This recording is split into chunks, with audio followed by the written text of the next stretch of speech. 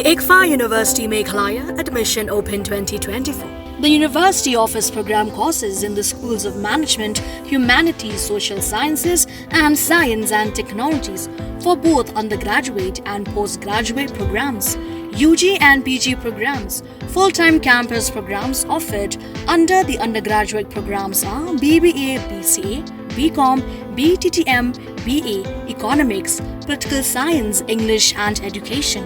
For PG programs are MBA, MCom, MTTM, MCA, MA, Political Science, English and Education, MA Khasi, MSW and MA Music.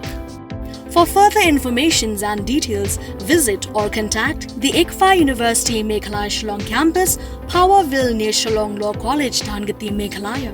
Phone number 0364 222 0057. 94851 58603 700-505 7728 8794 250646.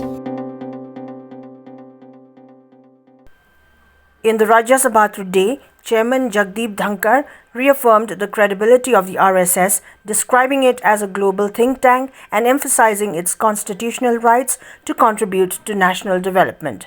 During the session, objections were raised by the leader of the opposition, Mallikarjun Kharge, to which Dhankhar responded by clarifying his stance.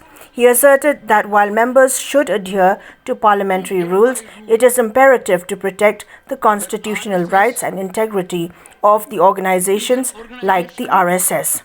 He highlighted the RSS's commitment to selfless national service and rejected any political targeting of the organization. He urged pride in organizations contributing to national welfare and warned against divisive actions that undermine the country's growth and integrity. I hereby rule that RSS is an organization that has full constitutional rights to participate in the development journey of this nation. This organization bears unimpeachable credentials, comprises of people who are deeply committed to serving the nation selflessly. It is soothing to note, it is wholesome to note that RSS as an organization has been contributing for national welfare, our culture, and everyone should, as a matter of fact, take pride in any organization which is acting in this manner. Leader of the opposition says that I can intervene when there is transgression of rules. If a member is speaking within the rules, I should not intervene. I agree with that. But here the member was not transgressing rules. He was trampling the Constitution of India. For this reason, an organization, I have said, is fully entitled.